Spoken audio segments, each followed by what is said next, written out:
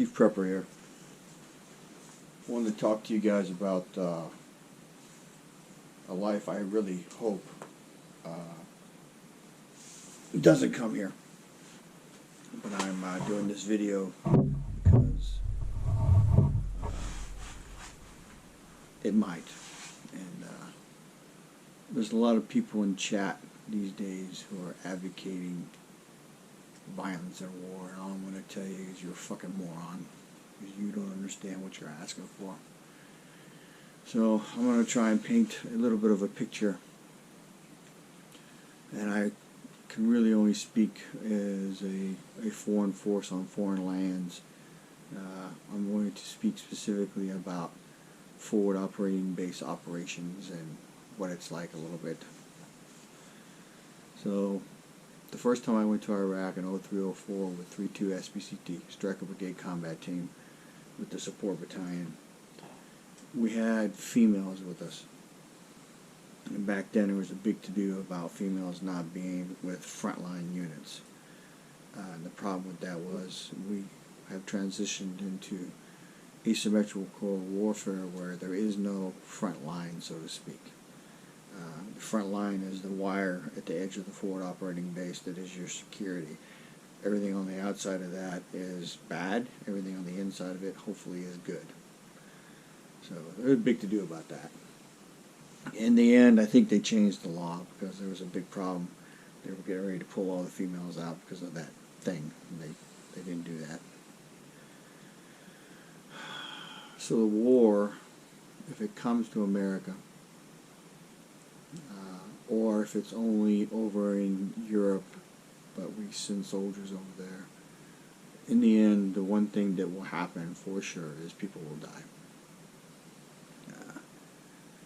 If it comes here to America, I don't have a fob. I don't have a place where I can be, where I can sleep with relative security, relative food, relative water,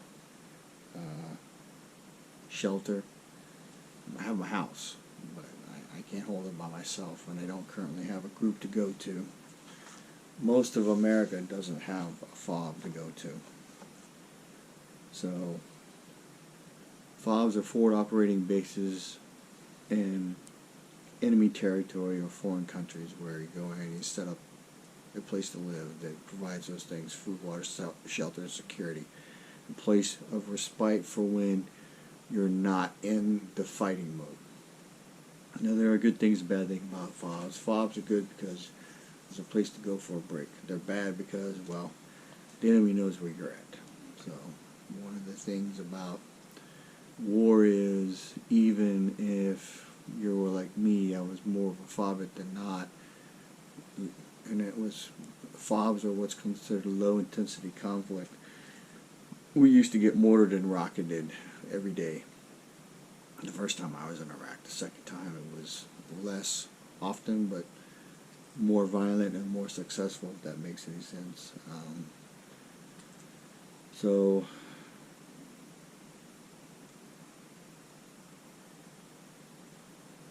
people really don't understand how awful this can be.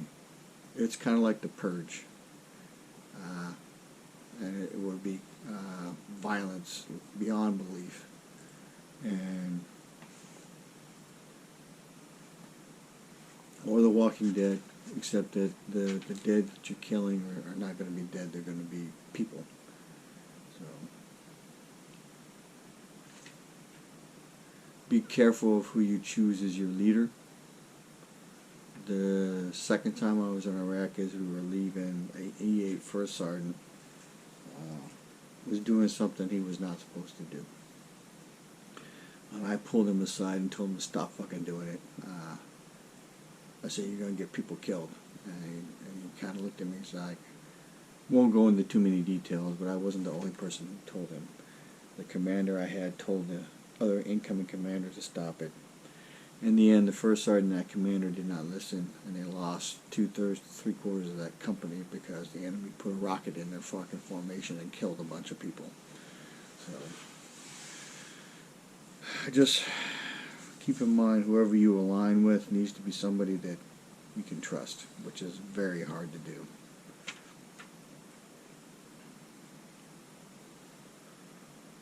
that's what I mean by relative safe place. As well, they might not be able to shoot you with small arms, which is 50 cal and below, but they can't put a rocket or a mortar in your area. So there are 3 levels of conflict, or at least there was. I don't know what they call it now. Low intensity, medium intensity, and heavy intensity. Low intensity is more like a fob life, where you have relative security, relative shelter, relative food and water. Medium intensity is when you're traveling kind of outside and you're in intermittent battles. Heavy intensity is when you're in a battle. So regardless of what level of intensity you have, one of the things that has always bothered me and still does is we got these motherfuckers who are claiming PTSD who never went to combat. They got PTSD from one fucking event. I used to have 20 events a day, so sorry, I don't have any sympathy for you. You're still a great American, but you ain't like me.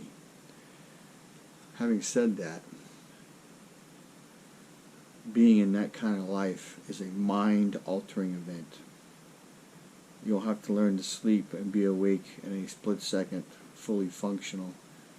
You'll sleep with a fully clothed on occasion, with a weapon in your bed, and more than likely you're going to be in constant fear. So, video recently put up by AP, aka Rudy from Alaska Prepper, was spot on. Men will become monsters. The movie depictions of violence do not paint a correct picture. The smell of blood and guts and stuff is a real thing, and it's not a good thing. Death has a unique stench. Violence and fear keep the sheep in line. So, please be careful what you ask for.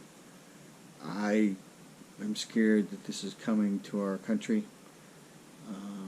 It was the one thing that when I left Iraq and I retired from the Army that I prayed would never come. But there's a lot of problems, trucker problems, supply chain problems. If BNFS or Burlington Northern Santa Fe strikes, they deliver coal to power plants. If the power plants, depending on when the railroad strikes, has or has not had a recent coal shipment, you're talking about a grid down situation. I know the trains are what delivers coal to the power plant on the lake that I live across from here in Texas. I'm sure it's the same everywhere. So you look at that, you look at the trucking problem, the grocery problem, the shortages. You look at the war in Russia that may happen with Ukraine, that maybe the U.S. will get involved in. I think it's Russia's fault, but I don't think the U.S. is helping it. I think the Bidens use that country as dirty money. There's a lot of information, if you look it up, about Hunter Biden and the crap he was doing, and, well, yeah, just do your own research on that. Realize that if it comes to pass, it's all bad. And it'll be a really long time before we can go back to good, if ever. If we lose, then it's never going to be good. Then we'll be under some other person's rules, some other person's standards.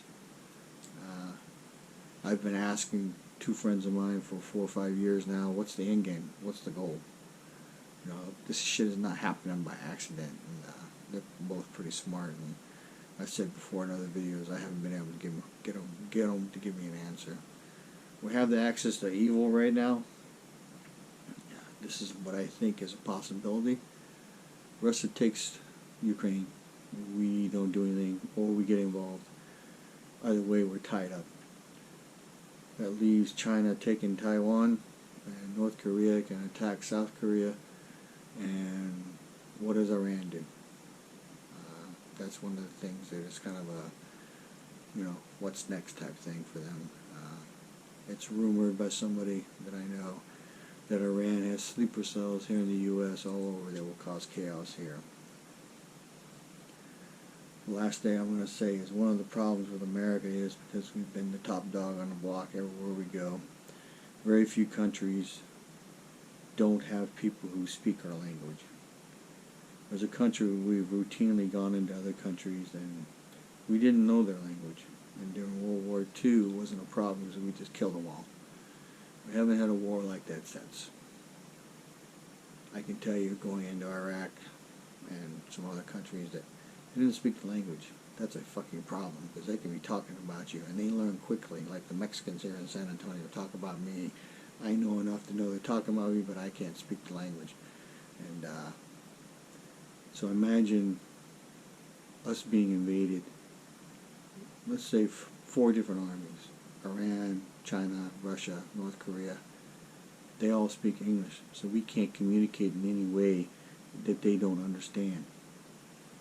Maybe some Spanish, maybe some other languages, Native American tongues, but there aren't enough of us who can do it.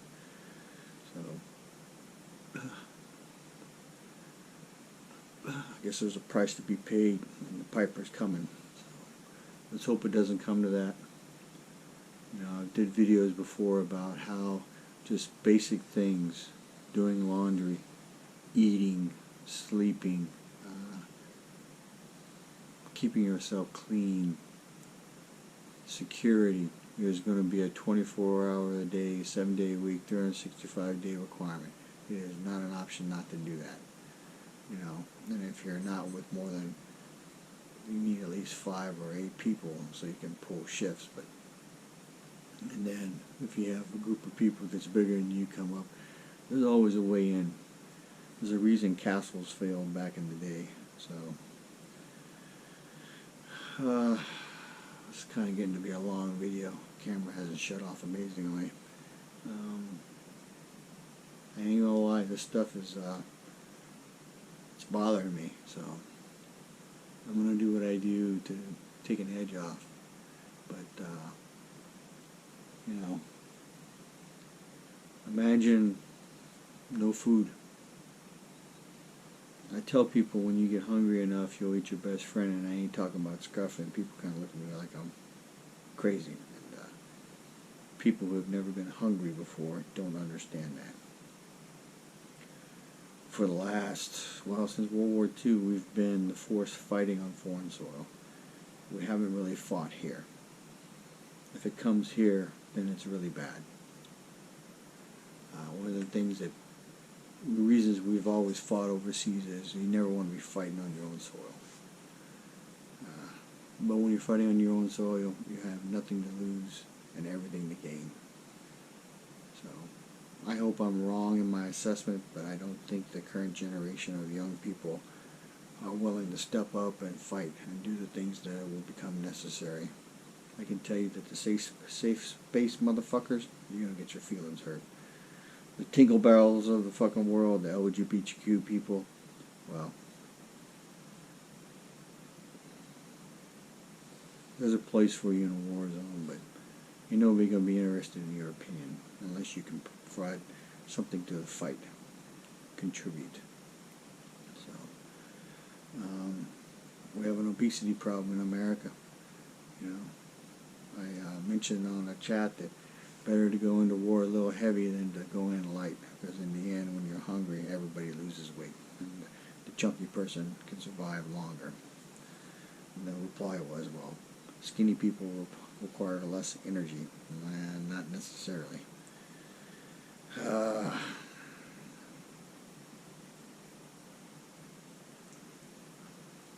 So, this one sucks. You know, I really do hope it doesn't come like this.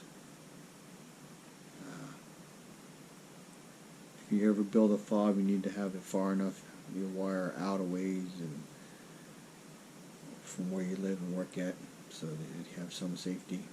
You need to have observation points, checkpoints, security. If you have it, you know, a machine gun, but most people don't have those. You know, bows and arrows may come into play. Hopefully not. you know.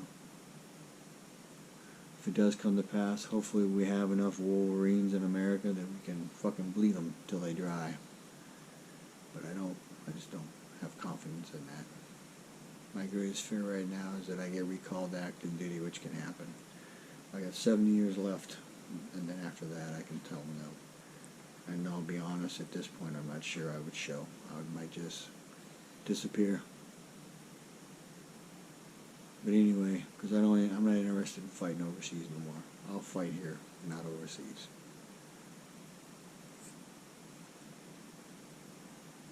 I'm sorry if this is depressing and stuff, but people need to understand it. It's not going to be what you think. It's going to be awful. You need to keep that in mind before you act vacated. War is like the genie in the bottle. Once that motherfucker gets loose, it can go a lot of ways, but it almost never goes back in the bottle.